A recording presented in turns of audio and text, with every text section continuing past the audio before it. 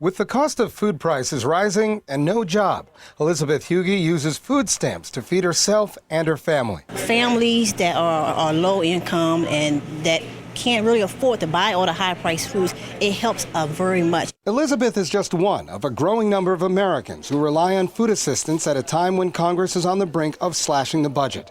A record number of Americans, about 14%, now rely on the government's food stamps program. I have kids that are disability, and I can't work right now, so it's really helping me.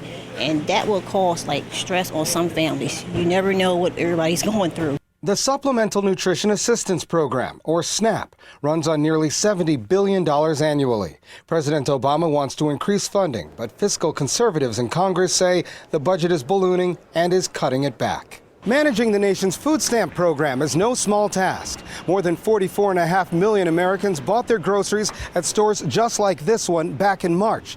That's an 11% increase from the same time period last year and a 61% increase from the same time period 4 years ago. And those numbers are only expected to rise. Nearly 21 million households rely on food stamps. Adding to the cuts, Republicans want SNAP to change from an entitlement to a block grant program tailored to each state, like Medicaid.